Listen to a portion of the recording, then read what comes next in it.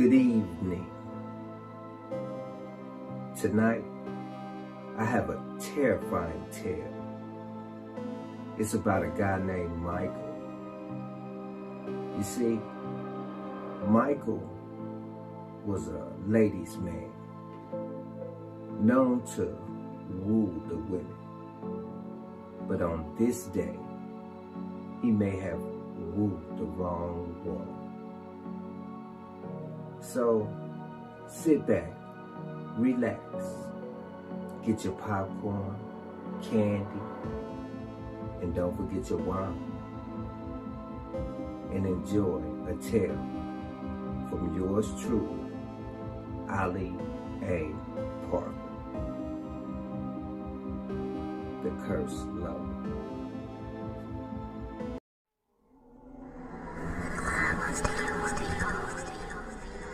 She's not dead.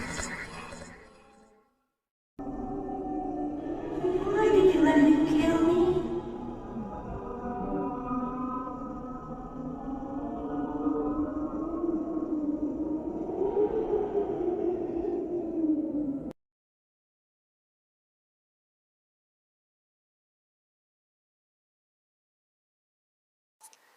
There was a young man named Michael.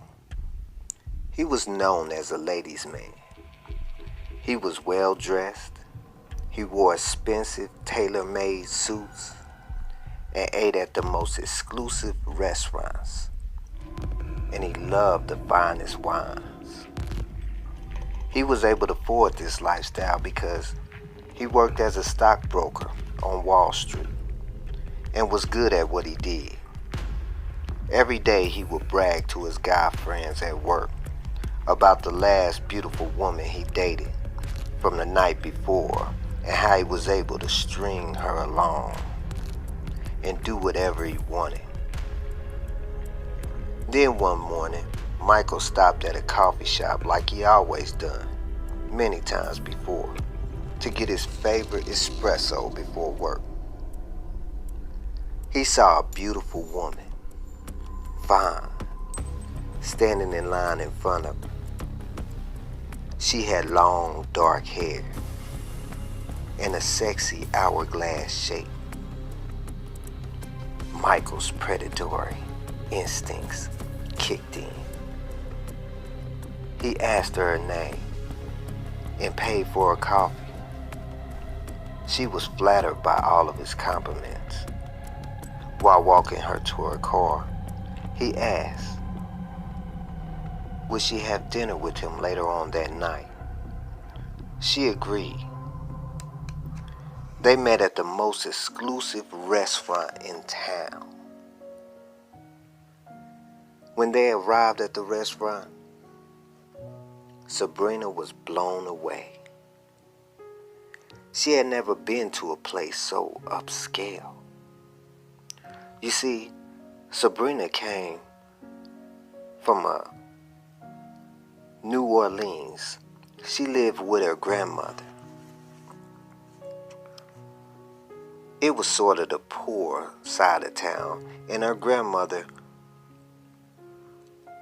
during her earlier years, she even picked cotton. So, to Sabrina, this was a new experience for her. After they ate, Michael invited her back to his place to watch a movie and drink champagne. When they got there, she was even more impressed. They pulled up to a tall building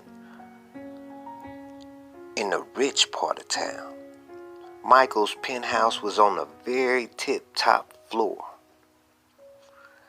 They took their shoes off before they entered, and then they walked into a virtual paradise. Marble floors, granite, giant flat screens, and with a beautiful view of the city. Then Michael invited her to relax in his jacuzzi and sip some champagne. Then they got drunk, and of course, they made love all night.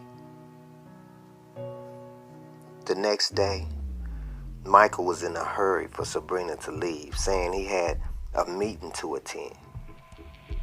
Sabrina went home, and later that night, she tried to call Michael. But, of course, Michael didn't answer. Days went by. Michael never called her back, and Sabrina even missed her period. This was terrible, because she was only in New York to finish school and intern. And if she was pregnant, that would ruin everything. A month went by, and she still hadn't heard from Michael. So she made the decision to get an abortion. She thought this would make everything better and go back to normal. But it only made things worse. She now felt guilty because of a religious background, and then she fell into a deep depression. She failed all her classes and lost her place as an intern. The stress was just too much for Sabrina to handle. So after writing a letter to her grandmother, telling her about Michael and telling her how much she loved her and how her heart had been broken and what all the things that led up to this, she committed suicide by hanging herself. When her grandmother heard the news, she was devastated and furious at Michael. She blamed him as the cause of her granddaughter's death. So she traveled from New Orleans to New York to see Michael. She surprised Michael outside of his job one day before work. She approached him, then blew a great dust in his face and all over his suit. Then pointed with 2 fingers and said, "Today I curse you with the hideous curse. And this curse will not be broken until you find true love." Michael just laughed, brushing the dust off his suit, and said, Get out of his face, old lady, before I have you arrested." She just smiled and walked away. The next day, Michael woke up and started his day as usual. When he was leaving his building, he said hi to a neighbor, and his neighbor just looked at him like he didn't even know him. He thought nothing of it and just left for work. When he got to work, he walked in his front door and was immediately stopped by security and asked where he was going. He said, "I work here," and pulled out his identification. And after looking at his ID, the security guard accused him of stealing his ID and called the police. Not wanting any trouble, Michael just left before the police arrived and went home. He said he decided he'd make some phone calls and just sort the whole thing out. When he got there, he approached the door and was stopped by the doorman and asked who he was there to see.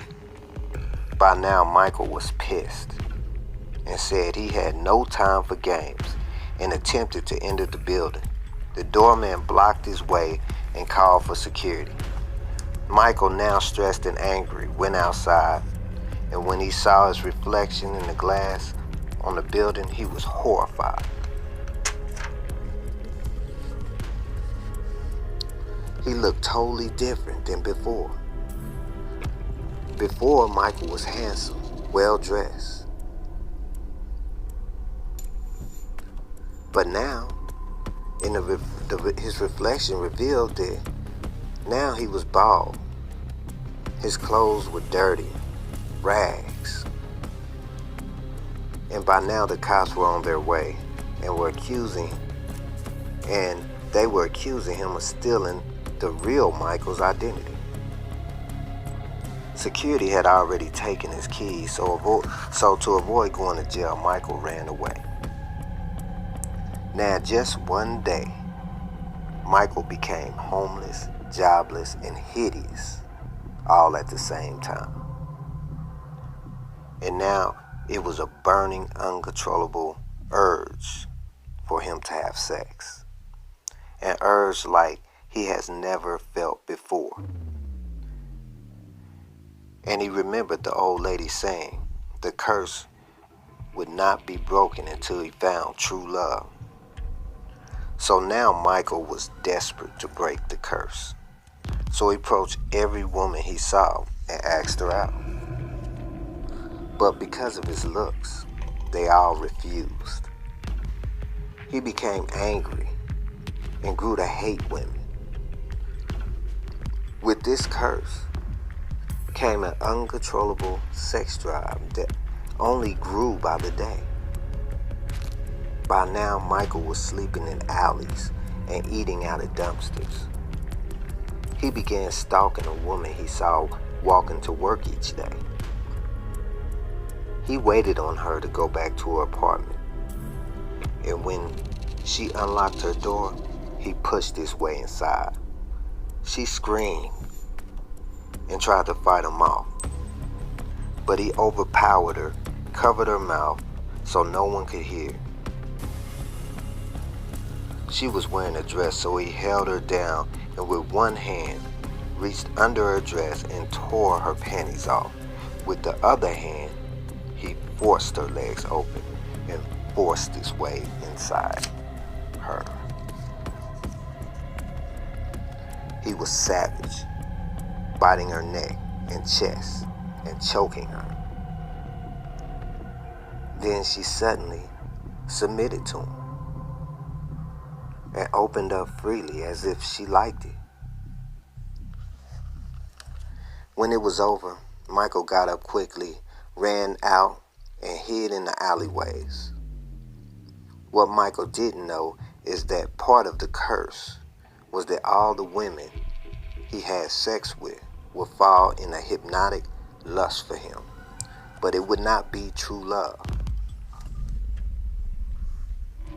The woman never called the cops because now she was infatuated with her.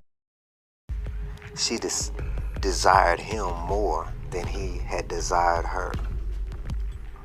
The next day, Michael was rumbling through the trash cans as usual when he noticed the old lady struggling to carry her groceries down the street.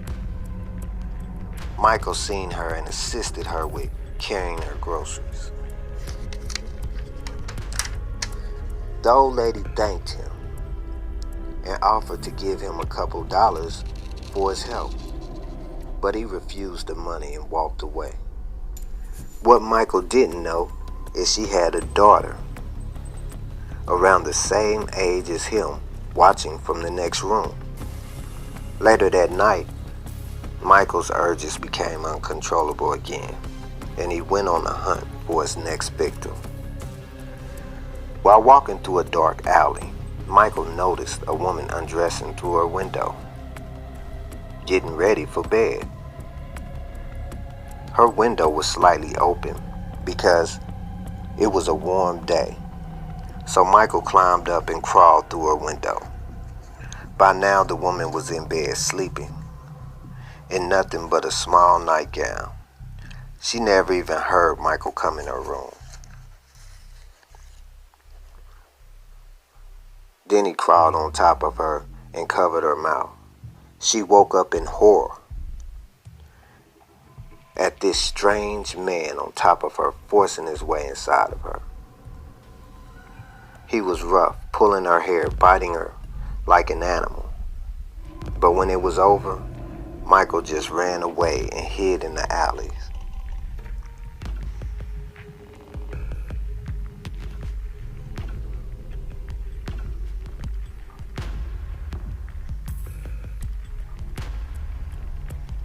Michael was frustrated because this curse just wouldn't break. But just like the first woman, She didn't call the police. She became infatuated with it. The next day, Michael was walking up the street, hustling up on his next meal when he spotted the first woman. Let's call her Sally. She was the first woman Michael attacked. But to his surprise, she brought him food and asked him to come back to her apartment with her. Fearing it was a trap and only worried about finding a woman to break the curse, he refused and went on his way. Michael managed to make $10 from panhandling that day. So he bought a couple burgers and some fries and walked to the park to feed some pigeons with some of the leftover bread he had from his meal. When a young lady walked up and began feeding pigeons next to him, Michael noticed she was looking at him, so he said hi. And she smiled and said, "Aren't you the guy that helped my grandmother with her groceries the other day?" Michael said yes. And they started talking. She seemed to have a genuine interest in getting to know Michael. She told him about her parents and how they were in a horrible accident and were killed, and that's how she came to be living with her grandmother. They continued to walk and talk, and time just flew by until it started to get dark. Michael walked her to her front door, and she told him how he was the first person she was able to open up with since the accident. Then she gave him a kiss. As soon as she kissed him, he could feel what true love felt like. And then she walked inside and closed the door. Then he heard a voice saying, "The curse had been lifted." And at the same time, he felt a painful pinch in his back, then heard a loud bang. Michael fell to the ground, dazed and confused. Now looking up from his back, he saw Sally. Sally was standing over him with a gun, saying, "I love you." Then she shot him again, ending his life. So as soon as Michael found love, his past came back to bite him. Michael, the cursed lover.